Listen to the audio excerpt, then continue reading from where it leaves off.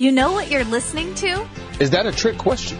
It's the I Still Love This Game podcast with your host, Matthew Damian. He's an idiot. Don't listen to this. He's an idiot.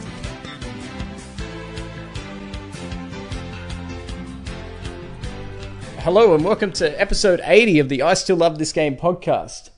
In today's show, we've got a familiar voice, a familiar guest. He is the bad guy. You remember him. It is Houston White. Houston, welcome back. Hey, what's up, Matt? Live and direct and full effect. What's going on? Not much, man. We are finally on the same time zone. How sweet is that? Yeah, that's awesome, man. I mean, I could throw a rock and hit you from here. I've been wanting to get you back on the show for a variety of reasons. Right. We have various similar concepts of what we look for and what we appreciate in the game of basketball. The number one is competitiveness and a competitive spirit and competitive fire. Now, what I've noticed a lot lately is, and oh my goodness, my fans are going to love this. When I say my fans, I mean the ones that kick up throw a little tantrum and leave my page because I post some statistics about LeBron. Oh, I know, it breaks my heart too, man. But the reason I wanted to get you on is over the last season and a half, we have seen a degradation in the conversation of basketball. We no longer appreciate competitiveness, and therefore we no longer appreciate results such as championships and winning. We look towards stats. I wanted to get your point of view on this. And then I'm going to ask you a very specific question, which is going to lead to a lot of topics. But have you also noticed the standards in how we judge basketball players to be dropping?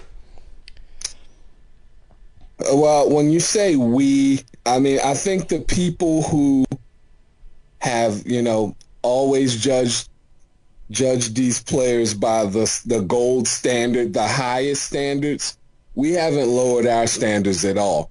I mean, we stand there and we look at today's, basketball fans, which I mean, by that, I mean, most of a younger generation who never saw basketball where guys were literally almost, assaulting their opponents and still only call for minor fouls. They don't, hold on. Sorry. You're fine. They don't understand now, especially in the kinder, more gentle NBA that Adam Silver runs, that, hey, it's not really a flagrant foul when you smack somebody across the chest when they're going to the basket. That's just called basketball. It's not a foul when you put your arm on a guy, to keep him from, doing this or doing that down in the post. That's just called basketball. Okay, it was a man's game at one time. Now, it's more like, let's see how many times we can put this guy at the foul line. One of the most important traits back then was, by that I mean 80s, 90s, almost up into the 2000s, is toughness and competitiveness. Now, one of the most important skills you can have as a basketball player is acting ability and the ability to shoot free throws. Okay, because if you can flop around and act like you've even been hit, they'll call a foul. They don't even need to see actual physical proof that you've been touched or you've been hit or you've been whatever. As long as you fall down right and it looks good, you'll get a foul call. Look at Harden. Look at LeBron. These guys are notorious floppers who get away with it a lot of times until, someone points it out, and then the referees tend to not call it as much. But still, I mean, they took this, the acting of Vlade Divac serious, because to me, he was the first modern day king of flopping. And they took it to another level, man, where you just see the entire NBA, a lot of these guys who are so-called stars flopping around. And in the day that I grew up watching basketball, which is 80s and 90s as a kid, that was unthinkable. Your heroes, guys like Magic, Bird, Jordan, Akeem, Ewing, they would never, just sully their reputation in the eyes of their fellow competitors or the fans by resorting to such, just Let me ask you this. Let me ask you this. Do you think players of today's game really respect the game? I think the game isn't the same for them to respect it. I mean, I guess it's easy for me to say, yeah, respect the game, because I grew up in a culture where every day as a 12-year-old, I went to the basketball court and I had to play against grown men a lot of times, and it was brutal. So I had to respect the game or I wouldn't be able to play it. I mean, you wouldn't be able to survive out there if you didn't respect it. Guys today have grown up under a different set of rules, and I think they respect the money more because players have more power today. You know, they have more power to make moves and create super teams and, you know, say when and where they're going to play and for how much. And basically they get to dictate terms if they're talented enough. You know, you get to dictate the terms. Back in my day, the greatest player of all time, you know, or the greatest players of all time still only had a limited amount of control over what they could earn or where they could go or things of that nature. And that's why you saw these all-time greats play for the same franchise for an entire career. But, you know, as soon as that power started being given to the players more, which I'm not against, make no mistake, I'm all for the guys who are actually out there playing, having the most control.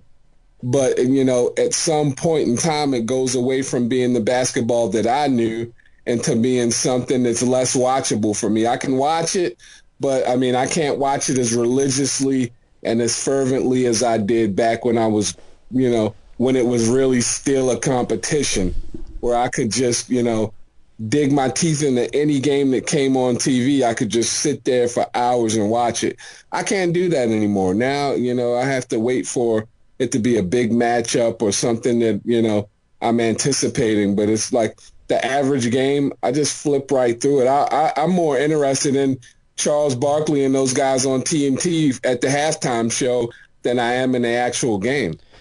I think I agree with a lot of what you just said, but I think the product has suffered so much because of it.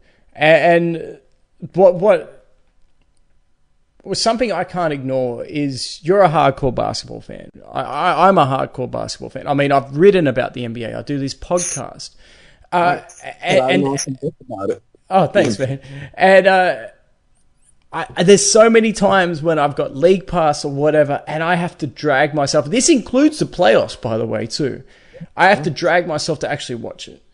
And it's not you know, I love playing basketball, but I love watching the old stuff.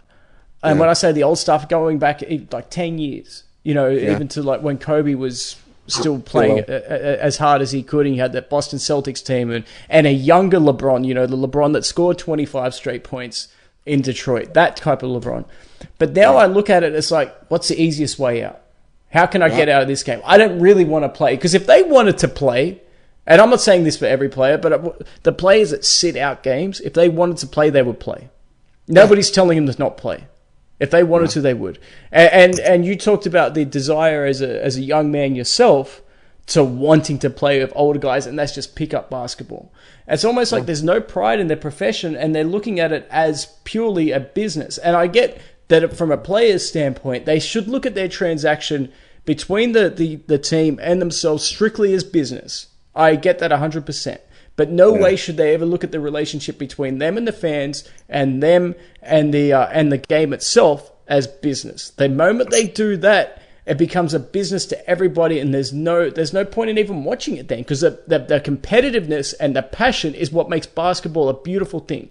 You can be Isaiah Thomas, right, going up against big guys. You can be an Allen Iverson going up against big guys. And if you just looked at it from a strictly who's a bigger human being, who's going to win, but who's got the bigger heart, that's what makes basketball special. Who's willing to... That's what made Dennis Rodman such an incredible defender. Or Hakeem Olajuwon up against Shaq. Who had the biggest heart? That's what made the game special. Yeah. And what I wanted to get to with this line of questioning is when I see somebody like LeBron, everyone say, oh, he's an underdog. Since when has he been an underdog? This guy is 6'9" and anywhere between 240 to 280, depends on what cycle he is in his steroids. Right. And in terms of his size, who is bigger than him? And yet, for some reason, people want to call him an underdog.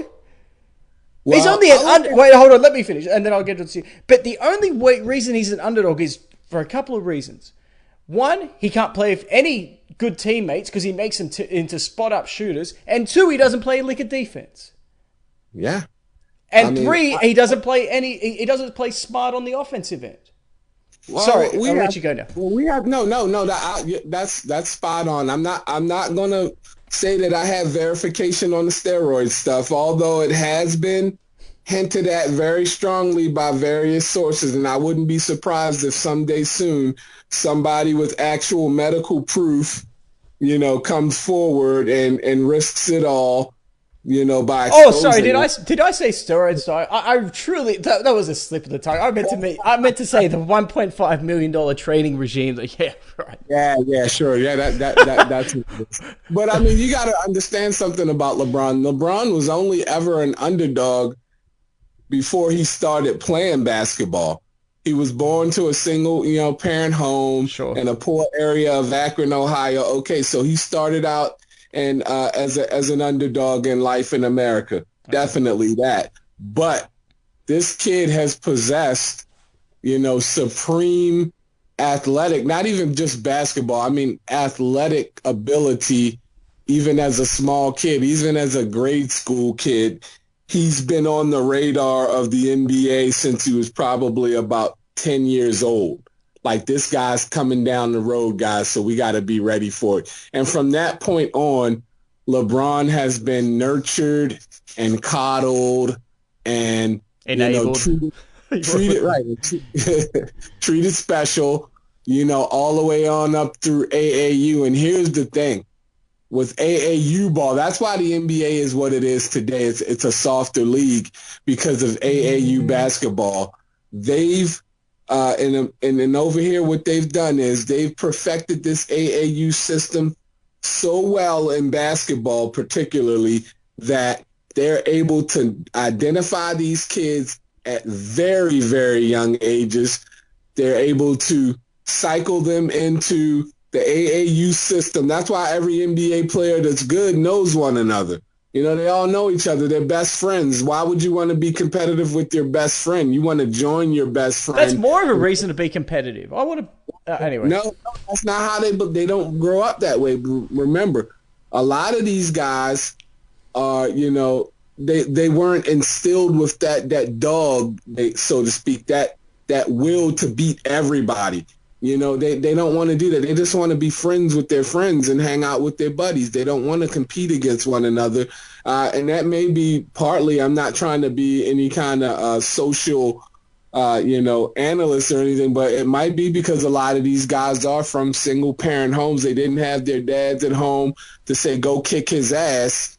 Instead they were at home with mommy saying, oh, I love you. And, your friend can come up, Billy can come over and stay the night, and I'll cook brownies and bake some brownies, and we'll have a great time. And, and that's more of the feeling I get when I watch the NBA today.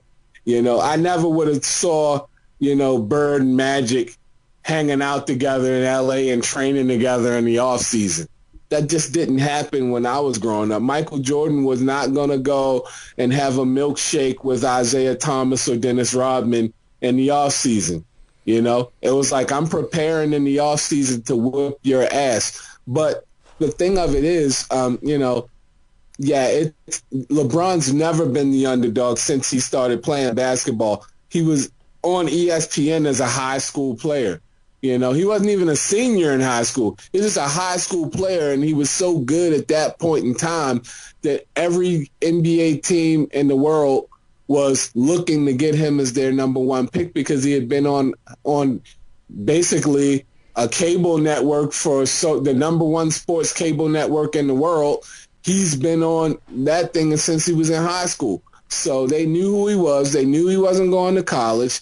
They knew he was coming straight to the league. And then a lot of these guys who are really talented, they only go to college for 1 year. So what do you really learn in 1 year of college?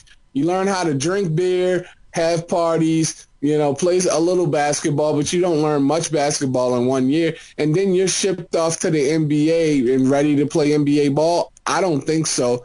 I think the thing that's been holding the NBA basketball down lately is that it's too many one and done players who don't know the game. They have the athletic ability, but they don't have the skill to actually apply the athletic ability efficiently.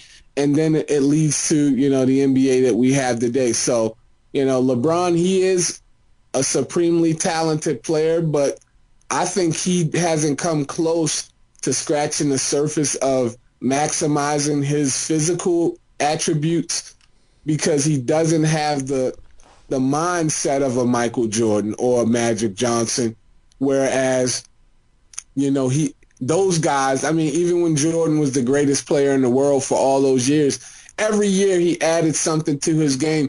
Every year he became more unstoppable. Even when his physical talents were diminishing, his total overall game was still on the rise because he had that 3 years at North Carolina, to give him those fundamentals that he needed in order to know what to do and know how to stay relevant and get better. LeBron, people want him to be a sympathetic figure because they know there's no way that they can honestly compare him to a guy like Michael Jordan. It just is impossible. As much as people may want that to be the reality, not be the reality. When you look at Jordan's game, simple things like how he creates space to get the shot off that he wants. He won't just take a bad shot. He'll create space somehow, some way, and you're like, wow, how the hell did he just do that? It's because he knows all about spacing and he knows all about pace and tempo of the game. People always, compliment LeBron on his IQ, but to me, Jordan has the greatest IQ I've seen as far as overall basketball knowledge. On defense, on offense, the right pass to make it the right time. Because he never really played with a whole bunch of talented guys. Luke Longley maybe, but other than that. Yes. I love it. This guy is a real genius. Just watch him on the post. How the hell can a 6'6" guy be one of the best post players in history? How can he? I'll tell you what, Jordan is light years ahead of LeBron in post play, and LeBron is, like you said, 6'9", 240 to 280 at any given time, and he's lightning quick. And I'll tell you what, LeBron couldn't even sniff Michael Jordan's jock when it comes to post play. Why is that possible? Because his footwork is impeccable. He has a knowledge of footwork, and he can just manufacture all kinds of shots down there because he knows basketball inside and out, and he had a great foundation of fundamental basketball, from Dean Smith in his days in North Carolina. But now, guys don't go to college for 3 years or even 2 years anymore. They go to Duke for a year and then they go to the NBA and fail. But in all fairness, I get what you're saying about the one and done. That needs to be changed. But when you look at guys like Kobe, he didn't go to college. You look at Kevin Garnett, he didn't go to college. There's probably a list of players that you can talk from that era that played very little college, like Carmelo Anthony's another one, for example, right? But it's probably not the best example. Guys that didn't go to college, and yet they still had the fundamentals, and they developed the fundamentals. I do need to ask you a question. Did you talk about LeBron's IQ? Yeah. Do you think he's a smart player? I think some of the things offensively, no. Offensively, I think it's like when I watch Jordan play on offense, it was like, man, this guy makes everything look effortless. Mm-hmm. With LeBron, it seems like he goes away from the things that would make him a more efficient scorer and does the goofiest things at times. And it's like, he's not a very smart offensive player. And maybe part of that reason is because he's not a good free throw shooter. But anyway, on when he's passing the ball, when he's playing the point guard position, I love his IQ there because, number one, he has the size and the ability to see everything that's going on and analyze who needs the ball at what times. Although at times it really pisses me off that he doesn't just say, screw that, I'm taking over because I'm the man and my team needs me to win this game. Sometimes you got to just say, you know what? This one is all on me. I get that. Yeah, I get that. The thing that I would counter to that is when you look at the players he's played with, from Chris Bosh, from Kevin Love, Kyrie Irving to a lesser extent as well, definitely Dwayne Wade, to all the other role players that he's played with, he doesn't adapt his game to them. He doesn't maximize his teammates. And a true point guard does that, whether it's Magic or Isaiah or Chris Paul or whoever, right? They get the best out of their teammates, especially the role players. Like you said, just now, I mean, you know, LeBron, when you play with LeBron, you basically, essentially, you have to become a spot-up shooter. And you're right. That it kills me how last season, for instance, you know, when they made all of those trades. First they said, oh, LeBron doesn't have enough help. Then they make all of these trades and they bring in all of these players, and now everybody's like, and they go on a little run. It's like, all right, now he has enough help. But eventually LeBron's style of play, you know, ends up limiting his teammates, and they go on a losing streak again, and then everybody's back to he doesn't have enough help now. Last season was hilarious because at first, like, people forget about this. He's the reason that Kyrie Irving left. He wanted to get Chris Paul in. He went. Remember the whole press conference where he says we need a playmaker on this team. This is when Kyrie Irving's alongside him. This is when they were defending champions, no less. And Kyrie Irving heard that. Then they tried to get Chris Paul in for Kyrie Irving, and of course LeBron was all for that. And Kyrie Irving heard about it, finished the season up, and then he said, I am done. I'm going. If you don't trade me, I'm going to sit out. I'm going to have surgery, which he ended up needing to have anyway. And then, of course, they made a trade for Isaiah Thomas and Jay Crowder. Then, you know, they also brought in Dwayne Wade. They also brought in Derrick Rose. And they were thinking, whoa, we're loaded because look at all this talent we've got. They're deep at every position. Maybe they weren't the best Cavs team he's been on, but they were definitely the deepest. And then all of a sudden people are like, well, this team's going to be able to compete with Golden State once Isaiah Thomas comes back. The team sucks. The team was absolutely horrendous. Dwayne Wade couldn't play that well. J.R. Smith, unmovable contract. Why? Because he's got the same agent as LeBron James. Not a conflict of interest there at all. Same with Tristan Thompson. Exactly the same situation. And then all of a sudden, you've got the team struggling. So they blow that team up mid-season. They bring in Jordan Clarkson. Guess what? He doesn't play as well as what he plays with the Lakers. Rodney Hood, same exact situation. At what point does it ever become his response? If he's a great player, it's on him. He has to make them better. And if he's a great point guard or a high IQ point guard, he has to make his teammates better. That's the standard. Yeah, he has to adapt his game. I mean, and that's the thing. It seems like LeBron is so interested in controlling the narrative about LeBron and how great he is that, you know, he'll never really truly accept responsibility for the team's success. I mean, the team's failure anyway. When the team he'll definitely take it for the success. yeah. When the team starts failing, it's like, yeah, we just need more out there. I need more help. I need more help. And it's like, shit, LeBron, when are you going to take responsibility for bringing these guys in? I mean, you got J.R. Smith paid, and then you refuse to talk to him on the bench in game 1 of the NBA Finals because he did a J.R. Smith thing. You know, he did something stupid, and you were the one who got that guy paid. You were the guy who got Tristan Thompson paid. And they played like absolute crap, you know, in the finals, and you want to point fingers. At that point, you want to get mad and huff and puff on the sideline and act like a petulant child. And it's like, man, you got to really, you know, step up and be more of a leader. You got to stop worrying about, you know, your own brand and start worrying about winning. I mean, winning is everything. Oh, well, I got a triple-double, so it wasn't my fault. You know? He would never say that, would he? Of course he did. How many times have he done that, you know? Look at my numbers, or look at... Do you not understand that basketball is not about numbers? It's about winning. Okay? Jordan would do whatever it took to win. It didn't matter. I mean, I've seen times where the guy had 30-some points at halftime and he could go on and score 80 points if he wanted to, but he was out in the third quarter because the game was well in hand and he wasn't worried about stats. Right. Or where he's come like a rebound or an assist short of a triple-double, but he sat himself down the entire fourth quarter because the game was in hand. He doesn't care about winning the statistical championship.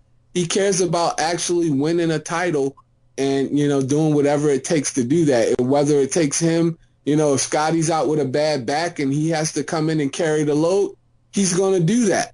If he got to pass it off to Kerr and get him the open three for the win or whatever the case may be, I mean, he's going to do that. But you got to stop worrying about your image or your brand, the LeBron brand, and just, be more of a leader, man. I've been very disappointed recently in LeBron's lack of leadership and the fact that he's not going to change. That's why I went to L.A., because he's not going to change. And he said, oh, well, I might as well get a start on my, on my mogulization, if you will. I want to make movies. I want to green light projects in Hollywood. I want to, live in LA and my family loves it there. And my son, I can keep a watchful eye on my son as he plays in that great prep program out there. The big AAU stuff out there. It's close to Vegas. So, those AAU leagues thrive out there. I mean, so basically it's the perfect location for him. I don't think he honestly believes that he's going to L.A. to turn them into a champion. I don't believe that at all. Yeah, I think he's given up on that. People have criticized me for saying that, but that fit is terrible. I'd be surprised if they get anywhere near the home court advantage in the first round. He's going to blow that team up. He's going to end up destroying that team, man. I can already see it. If things don't go the way that they want them to go, I mean, the people on that team are going to change so drastically during LeBron's contract. He may end up retiring at the end of this contract. He may do it before it because it might get so bad. Because the Laker fan base will not put up with that. They didn't put it up with it when Kobe demanded a trade. No player has ever been bigger than the franchise with the Lakers fan base. They love the Lakers. There's a reason they didn't need a football team for so long. Because that's a Lakers town. Right. And, it's Dodgers and Lakers is far ahead of Dodgers. Mm-hmm.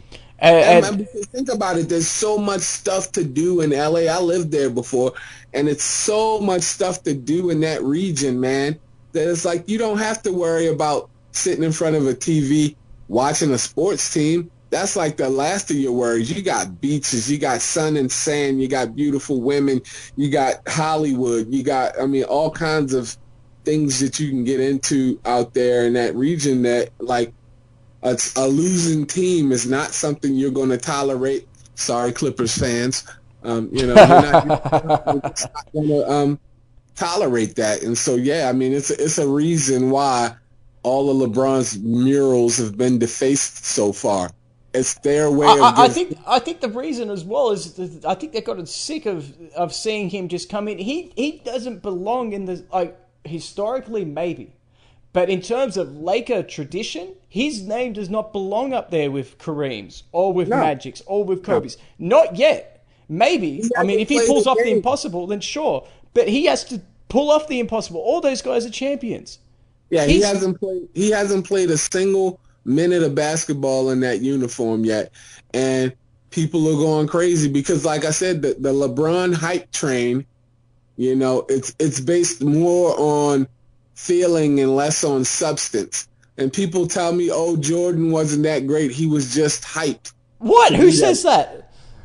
People all the time, believe me, on Instagram and on Twitter. But here's the thing, they don't know. They're too young to know. Then why would they say that? I'm not questioning that they're saying it, but why would, if you don't know, then why not shut your mouth?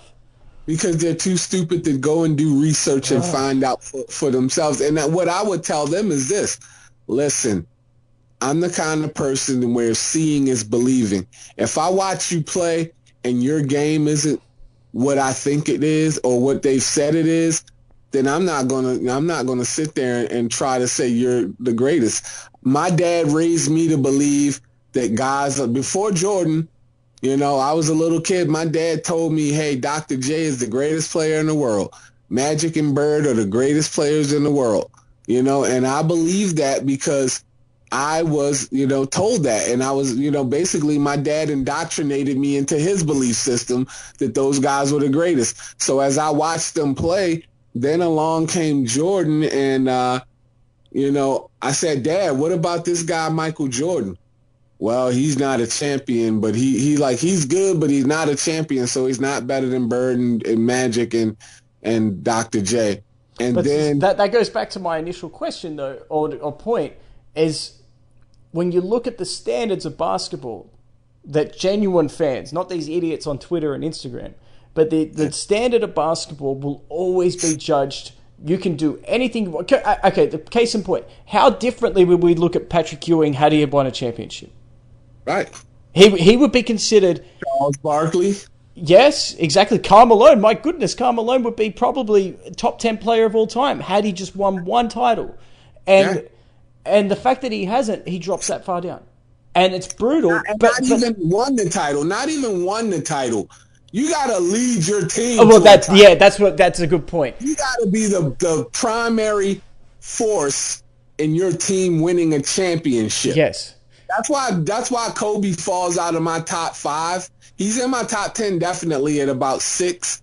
He's one of my top 10 players, but people don't realize that Kobe wasn't an instant success when he first came into the league. He wasn't a starter for the first 2 years. Right. I mean, and he was basically Shaq's sidekick in those first 2 championships.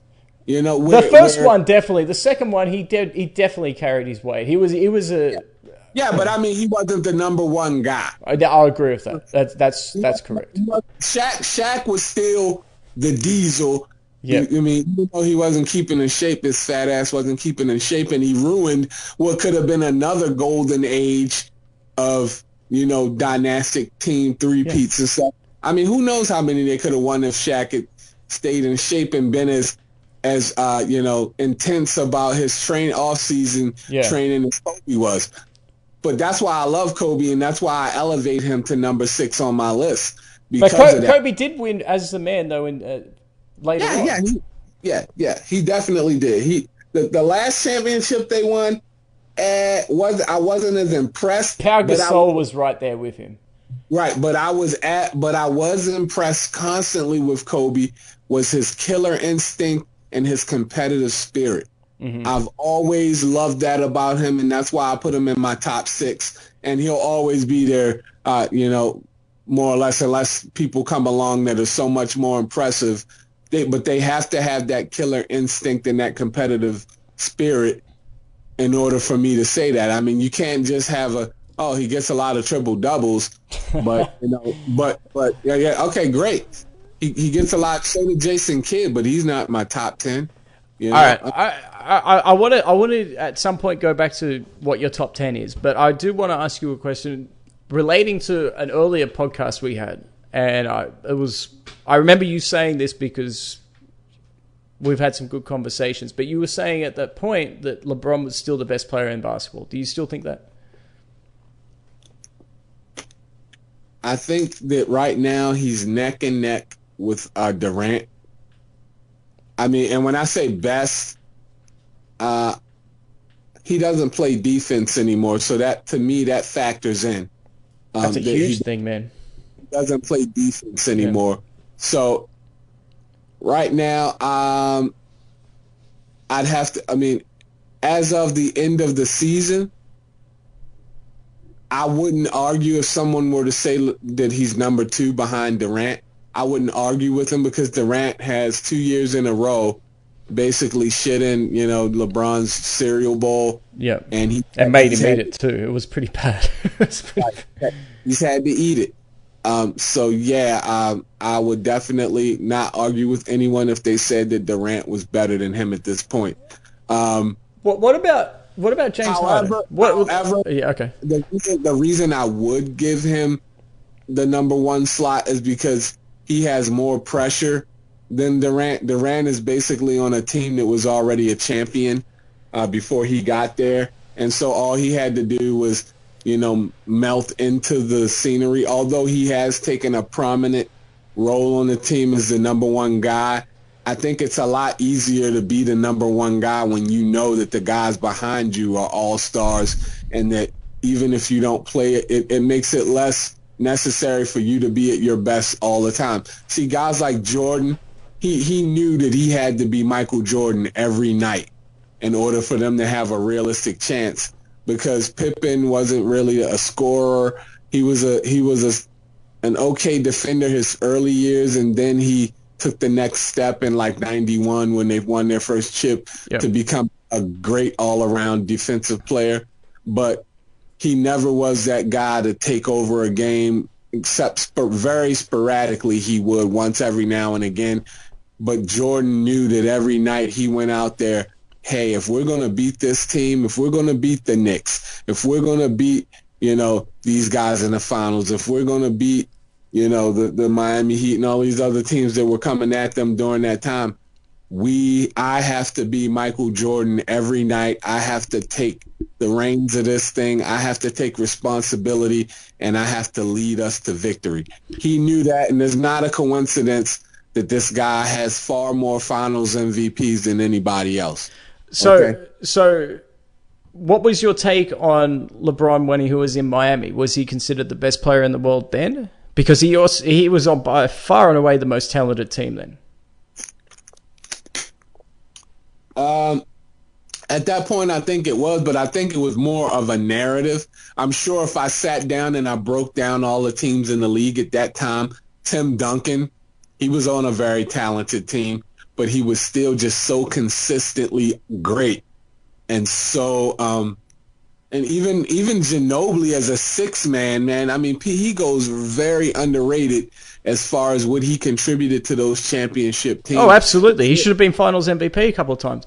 But let's skip over San Antonio for a second. Let's look at Dallas when they won with Dirk Nowitzki and a bunch of ex-All-Stars. And you have one guy taking down LeBron, Wade, and Bosh. Was Dirk Nowitzki the best player in the world then?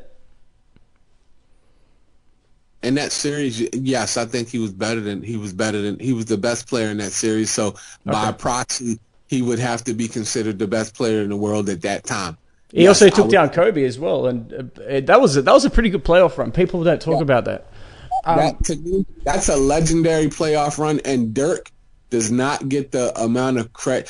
Well, I guess he is considered the greatest foreign player ever. So I mean, no, Hakeem Olajuwon, man.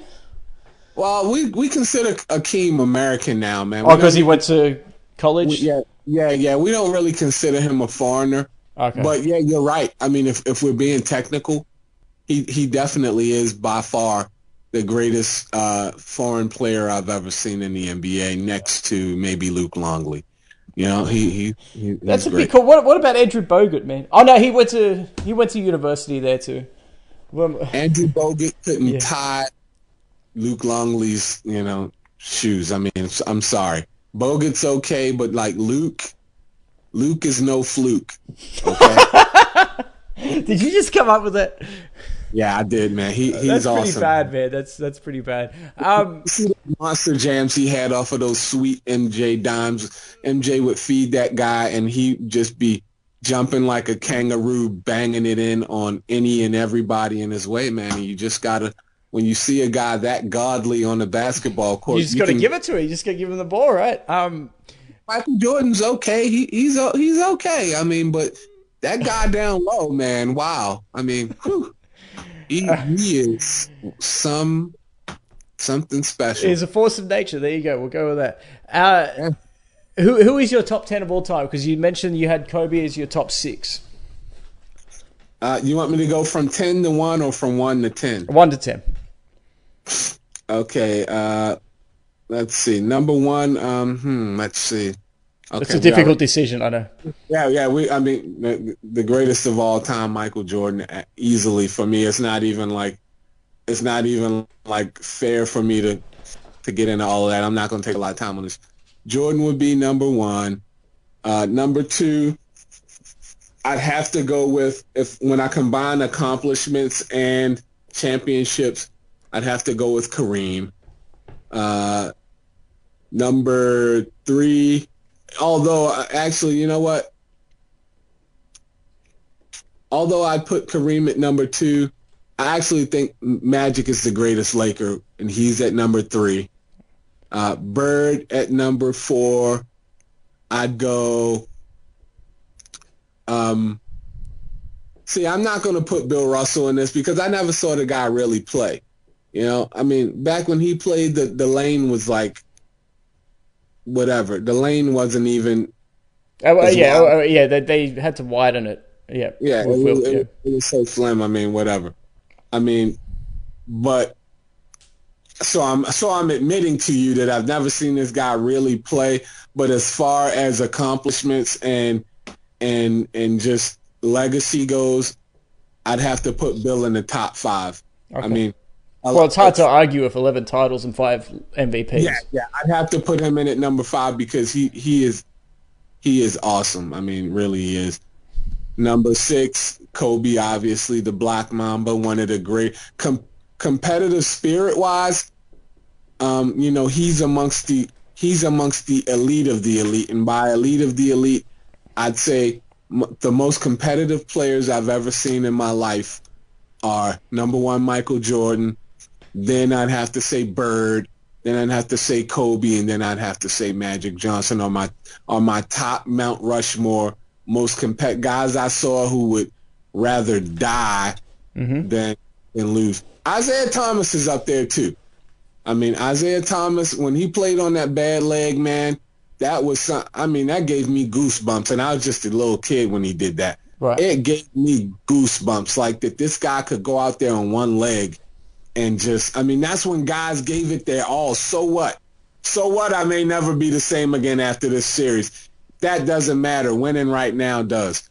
And, stuff like that is what really lives in my mind's eye as far as, that thing right there. Number 7, people might not believe me when I say this, but Akeem Olajuwon. Yes, thank you. Thank you. I'd take Akeem over Tim Duncan, who is my number 8. I'd take Akeem over him all day, every day. Akeem, man, was, and this is, they're both, it's amazing that 2 of my top 10 players are guys who never even, started off playing basketball until late in life. They were basically in high school, about to leave high school before they ever touched a basketball. Yeah, Akeem was a soccer player, wasn't he? And Tim Duncan played basketball because the pool, they had a hurricane and the pools were all... Yeah, he used to be a swimmer, yeah. Yeah, were unavailable. So, this guy could win any swim competition. His body's already halfway to the finish line. All he have to do is kick off and he'd be there within seconds.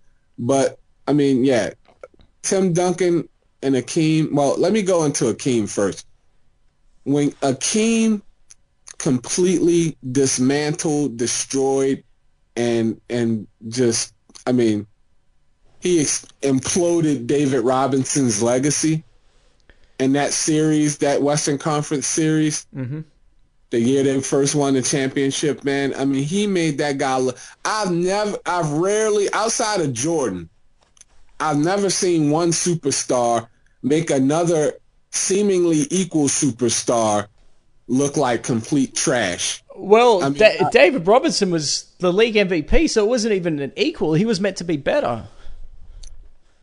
I think at that time, people, David Robinson, well, because remember, David Robinson was one of the ultimate stat stuffers too. Sure. He was an ultimate, he could do it all. If you're talking about fantasy basketball, you want David Robinson as your center. This guy stuffed the stat sheet, and he ran like a gazelle. He could score. He definitely one of the great shot blockers and defenders of all time. This guy could do it all. I'm glad you mentioned that. I'm glad you mentioned his defense, because when you look at that series in 95 and what Hakeem did to him, putting up 35 points on 56% shooting and all that other stuff, right? per game. These are averages. That's not for one game. And David Robinson actually defended him well. And there's a famous quote where David Robinson is in the press conference after it happened. He says, I know you guys are going to laugh at this, but I actually thought I did a good job on him. And you watch it, he has done a good job on him. It's just Akeem had about 20 different counters. So so Robinson's forcing him to a third or fourth counter, and Akeem's still, hitting baseline fadeaways and jump hooks sweeping along the lane. And I was like, wow, no one can stop that. Akeem cheated. He used soccer moves against David Robinson. That's not fair. That's not fair. He uses his footwork, man. Akeem, as a big man, as a true center, maybe the best footwork ever. I mean, I can't think of one guy who had, as a true center, I can't think of one guy who had better footwork than Akeem. I think he's the best post player of all time. Even better than McHale. It's honestly not that close. Anyway, keep going with your list. Who you got after Duncan? Yeah, and so after about Duncan, man, just the consistency for a guy with no personality whatsoever. I mean, man, he went in there against. I remember when I started thinking to myself, "Wow, Tim Duncan is actually great." He made Shaq look foolish in a series where they went against the Lakers. And, I mean, he made Shaq look actually – and I didn't think that was possible, which gets to my next guy, Shaq. Great underachiever, man. I mean, he rode his natural talent. He should have been the best of all time. He should have been the best of all time. He rode his natural talent, and then when that was gone, he was gone. I mean, had he retired at the end of that three-peat, I think he'd be higher in my rankings. Right. But he did so well after the Miami championship, even though he was carried by Wade that entire way. I mean, if he retired after that, he'd be higher on my list because, like you said, he should have gone down as the greatest player of all time, given the athletic gifts he was bestowed. And he just absolutely, like the reason that Kobe got sick of his shit was because he refused to get better. He refused to work on himself. He's the typical guy I saw coming up in high school. I had a lot of guys that I played with in high school that had college and even NBA potential. A few of them made it to the NBA. One actually played for the Bulls and won a title with them. He was drafted by the Bulls in '96. And won a title with them. Guy named Keith Booth from Maryland, played for Maryland. This guy, I mean, Shaq, if he had just worked on his deficiencies, sometimes, I'm not even saying be religious about it like Jordan and Kobe, he could have easily, man, let's look at what happened to this guy. We could do this real simple, man. When you think about it, the only defense, and it's not even a legitimate defense, for Shaq in his prime was to foul him. So if Shaq, this is setting the bar real low, man. If he shot the ball 60 to 65% or higher from the foul line, there goes that. Then when you look at it, he was all athleticism with the exception of one little baseline hook shot and one awkward jump hook across the lane. So if we give him a 10 to 15 foot face-up jumper so he can set screens for Kobe. If he had any footwork, I mean, worth talking about, man. Right, yeah. This guy, because he could pass the ball. He was a good passer. I'm not going to say great passer, but he was a good passer. The guy has some slick. You can tell he grew up watching Magic Johnson because he had a little slick game to him where he had a nice bounce pass out of the post and all that. But when you consider how dominant he was with the limited skill set he had, if he just had the most elementary skills, shooting 60% from the foul line and moving on pick and rolls when he's defending, man, he would have been... I don't know how many titles he would have won. It would have been a lot. Yeah. It absolutely... I mean, it's disappointing. And he even admits it now that, hey, I'm disappointed. Had I done more, had I made less records in bad movies and just, worked on my game. He said he didn't take it serious, yeah. And it's just a shame. It's like you can have because remember, when your athletic ability, it's going to fade. Once it does, that's it. I mean, you're done. You don't have any of the other things that Jordan had or Kobe had to make you stay relevant in the game, because you haven't worked on them. Look at Allen Iverson, how quickly he plummeted. But if these guys just invested $1.5 million into their bodies, but yet still get taken down by air conditioners, imagine. Yeah, I mean, look, no PEDs involved. No, not at all. No, of course not. No. No enlarged heads and body parts anymore. I'm just impressed with his ability to grow a beard. Right. To cover up facial muscles that may be affected by, steroids. Sorry, continue. Where are you at after Shaq? I'm going to go LeBron, number 9. I've got him exactly the same spot, number 9. I'll give it to him through the ups and downs and everything. He could be a lot better. He has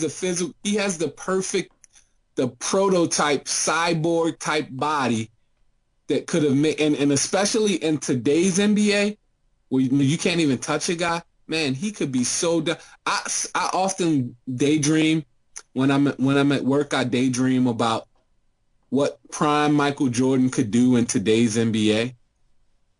And it's just like, man, I'd go everywhere with a TV strapped to my back. What do you think Jordan would average, prime Jordan would average in today's NBA? Man, it's just no telling, because he was an 85% free throw shooter. It's just no telling, man. If you said 50, I wouldn't dispute it. If you said 40, I would definitely not. Yeah, I see that. I can see it. 45, I can see that. The guy averaged 30, damn near 38 points in a season one time, and he was coming off a foot injury. And he wasn't even in his prime yet. In 87. And then you take away the hand checking, you take away the traveling calls, you take away the offensive foul calls. Stop him. He ran a 4.3 40. He ran a sub 4.3. They said when he first got to North Carolina, he went and he ran a 4.4. And so that entire summer, they said he did nothing but work on his speed. And when he came back the next year, the next school year, and he ran it again, he ran low 4.3s. That's impossible. A 6'6" man running a 4.3, that's Usain Boltish. How tall is Usain Bolt? He's got to be 6'2", 6'3"? Yeah, 6'2", 6'3". Okay. And on top of that, he knew how to use that speed to deadly precision. Yeah, the body control is a major thing. I'm glad you brought that up.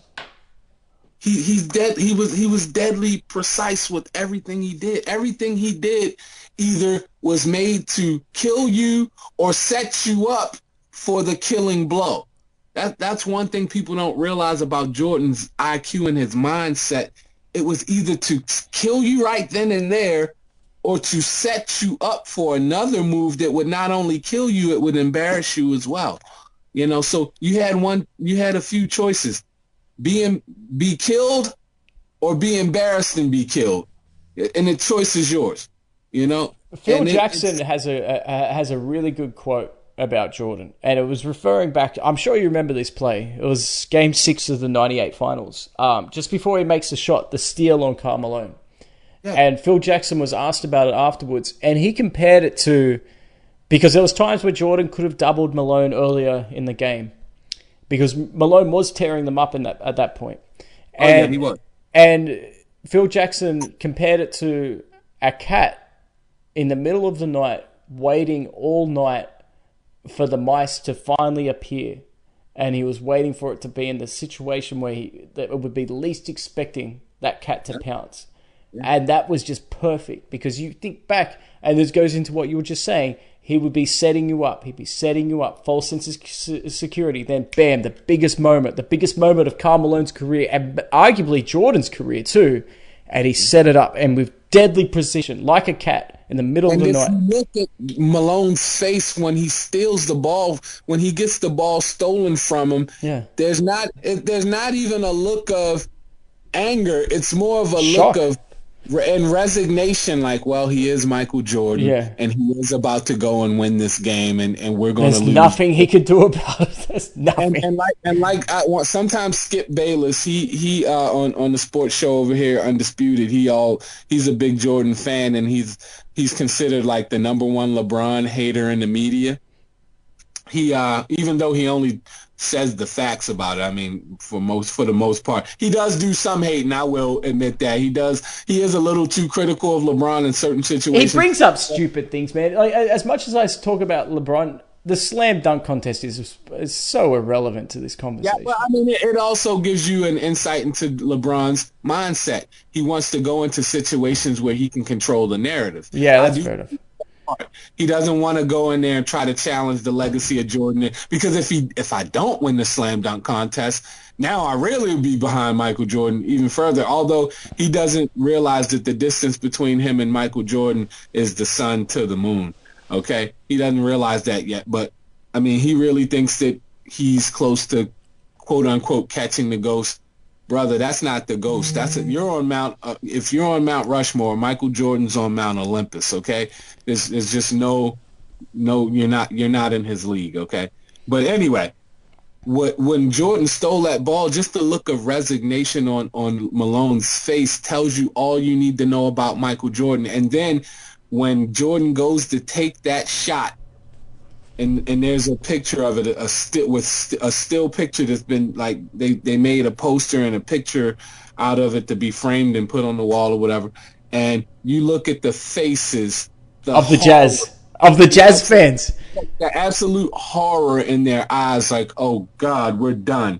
And the ball hasn't even gone anywhere near the rim yet. They know it. I know the picture you're looking. Standing there watching the guillotine, and the guy's about That's great. I love it. The guy's about to pull the lever, and you know that this guy's about to be beheaded forever and ever. And that's the look that they have on their faces. And it's like, there's a reason for that. That's a reason that this man sends the fear of God into not only the players he's playing against, who are all the best in the world, believe it or not, but the fans as well. The fans, as much as they hate his guts, they fear and they revere what this guy's going to do to them, because they know that the more pressure there is in the situation, the harder and more the when things get tough and when the situation is at its apex where it's either do it or choke, they know Michael Jordan, when Michael Jordan's the guy with the ball in his hands, you're going to be, SOL. Yeah. Because this guy's going to come through in the clutch. And he's not afraid of the moment. The moment is never too big for him. He's always going to be bigger than the moment. So, I mean, he demolished greats. I'm a big Isaiah Thomas fan. He beat Isaiah Thomas and the Pistons so bad, they were defending champions, right? They walked off the court. They were swept so convincingly on their own floor. Their own home floor. The worst part is people keep trying to say, well, the Pistons were old. No, they weren't. They were not. Isaiah's only 2 years older than Jordan. Rodman was the same age. Joe Dumars was younger. Yeah, and you know what? If they were old, then how old were the Bulls in 96, 97, 98? Right. It's like, what are you talking about? Do you just randomly pull facts out of your butt and pass them off as, I mean, it's fake news, man. Now it's fake facts. the Jordan LeBron conversation is fake news. LeBron being GOAT is fake news. I love it because it's so true, though, because it's nothing there. There's no substance there. Give it to me if it's real, but if it's not there. I'm like, you do know there's a place called YouTube where you can go and watch full games of the Bulls playing, and you can examine this guy for yourself to see if he's the real deal. Oh, well, he's just playing against farmers and oh my God, really? They say that? Well, what the hell is what is LeBron playing up against? IT nerds? Right, exactly. What's JJ Barea? What is he then? All right, and it's like, you do understand that Michael Jordan mainly played against guys who went to establish college programs. He played against men. He played against played against the toughest of the tough. Karl Malone, Patrick Ewing, Magic Johnson. Is Magic Johnson a plumber? Right, but it's like These guys, even the most basic guy in the NBA, the last guy on the bench, played 4 years at a major college. Do you not understand that? That these guys were so much more prepared and fundamentally sound than they are today. Do you not realize that? And also, if they're all plumbers that he's playing against, then does that mean that all of Jordan's supporting cast was all plumbers? Yeah, it's crazy. They're idiots. They're idiots, man. I'm Well, when you're saying Jordan's supporting cast, that leads me to my number 10 player of all time, Luke Longley. Are they number 10? I thought you said he was a GOAT. Well, he's the GOAT Australian. I will have to say that. But I have to show respect, or my dad would be rolling in his grave if I didn't say the number 10 player was Wilt Chamberlain. Wilt Chamberlain, my dad told me, he said, Houston, I know he didn't win the number of titles as Kareem or the number of titles as, Bill Russell or Magic or any of those guys. He said, but for his time, Wilt Chamberlain was so much more dominant than any other player numbers-wise. And that's why I give him the 10 spot, because numbers don't mean much to me if they don't lead to championships. You can have all the numbers in the world, but if you're not winning the chip to validate those numbers, then, what are you really doing? You're just scoring points. You're just getting rebounds and you're just blocking shots, but you're not instilling in your team, a spirit where they know that they can go out against any team and win a championship. So that's my top 10. It's subject to change, in the future, as guys, the current, crop of guys and the guys after them, as I watch them, if they show me that if a guy comes along and he's honestly better than Jordan, I'll be happy, because that means I'll be interested in watching basketball again. It means that I won't be able to take my eyes off of the screen, because this guy's going to have to be so good, so great, so transcendently awesome that it'll be good for basketball. And anything that's good for basketball is good for me, because that's my first love. Basketball is my first love as far as sports go. And, it is what it is. I mean, like I said, right now, we're in a very dark place as far as skills, not athleticism. Oh, Michael Jordan wouldn't be able to do what he did back then because these guys are more athletic. Dude, I still haven't seen these guys jumping from the foul line like Jordan did.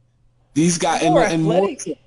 Right, and I haven't seen any of these Steph Curry is way more athletic than anybody that Michael Jordan ever faced. I haven't seen these guys run up and down a court giving 110% on offense and defense like Jordan, at the speeds that Jordan did, utilizing. I mean, he's like a computer on the court. As he's coming down at full speed, he's analyzing, should I pass it? Should I do this? Should I do that? I mean, and he almost always made the right choice. Whether the ball went in or not, his choices, man, were just so awesome. And then out of nowhere, every game he'd make 2 or 3 plays where you just had to do a double take and go, is he from this planet? I cannot believe what I just saw. And, in today's game, I really don't, there aren't many players who can make me feel that on an every game basis, especially in the playoffs. And in the playoffs, he took that knob, he turned it to 11, and he broke it off. And, playoffs Michael Jordan, as hard as it may be to believe, was even better than regular season Michael Jordan. He just completely and utterly beyond. Honestly, I think he embarrassed the league. I think he embarrassed the league. And I've come to terms with, and I don't want this to happen because I like you, I'm a fan of the game first and foremost. Yeah. But I've come to the realization that there's a very good chance that we will never see a player better than Michael Jordan. Man, I hope I'm wrong. But you're right, because when I watch this guy play, I can just remember some of the best times of my childhood and my early adulthood growing up. And it's just like Michael Jordan was – if I knew the Bulls were playing on TV, which once he won that first championship, Oh man, that's when they really started. He was on TV. That's when they realized how good they were, and Yeah. they were never stopped again. I mean, people want to point to the Orlando Magic series. Man, he played 17 games after his father was murdered, so he took an 18-month sabbatical. You take that out of the equation, he won 6 straight titles. But even that's the most impressive return from retirement ever. What he did during that time, that is so impressive. How he was able to still dominate. He was still a dominant player. Like that, he was. I mean, I still wouldn't say that anyone outside of. I'd say he still was the most dominant player at that time. He had a bad series against the Magic. Yes, he did. I will give him that. But I'm glad he did that happen. Because you know what that did to a competitor like Jordan? It woke him up. Now, it was like taking a lit stick of dynamite and just throwing it at the NBA. It's like, oh, next season it's on. And what did they do? 72-10, and they just embarrassed the league. Yeah, I mean, and that's Michael Jordan in a nutshell. They said he was so... and he was filming Space Jam at that time. And he also made the best basketball movie of the 90s. Right, and he forced them to build him what was called the Jordan Dome, and he invited all the NBA players there to practice with him. And, of course, who's going to turn down Michael Jordan if he invites you to come play basketball? Meanwhile, Jordan's picking up all the tendencies, figuring them all out, and then come playoff time, he's demolishing him. Man, he's just... I mean, and I hate to sound like a fawning fanboy over it, but it's just never happened again in my lifetime. I've never seen a guy quite like that could do that. I've never met a NBA player that can make me stay home on a Friday night to watch basketball instead of going out on a date with a girl I like, And that used to happen a lot in the 90s where I'd be like, listen, babe, the Bulls play tonight. We'll go out Saturday, Or if it was Saturday, hey, we'll have to cancel for this week. I'll see you next week or something like that. I got to watch the Bulls play. Well, why? What's so important? Michael Jordan's playing. Oh, okay. Well, I'll come over and watch it with you. Now we're talking. That's what it was, man. And I mean, I'm serious. I mean, those were events. My whole neighborhood was quiet when Michael Jordan was playing. Like, everybody was in the house watching Michael Jordan play. And then what would we do? We'd all go out to the basketball court and try to do some crazy move that he did in the game. And, of course, we couldn't do it because only Mike could do things like that. His body control and just his style of – it's not only that he did things and put up numbers, it was the way he did it. It was just electrifying to watch him play. It inspired you to want to play basketball. You had middle-aged white men coming out to play basketball at his basketball camp because they wanted to be like Mike. It was just something about it. Something about him, man. I mean, when you got investment bankers named Biff coming to your camp paying $20,000 to come to Vegas to play in your camp, you got a hold on people. He was able to capture our imaginations, and he was a great winner too. Let's not discount that, because when you go to 6 NBA finals and you're the best player every time in those six series, and you never go to a game 7, and you win every time. What can you call a guy like that? Other than the GOAT. I think that's really powerful what you just said, though, that Jordan drew so many eyes. And not just eyes, but hearts to the game. People fell in love with the game. Whereas now you're seeing a lot of people, hardcore fans, walking away from the game now. I think that's really powerful. I think we should end it on there. Houston, thank you once again for being on the show. If you're listening, send all your hate to Houston. Tell us your social media handles, Houston. Houston the Real on Instagram, Houston the Real, THEREAL.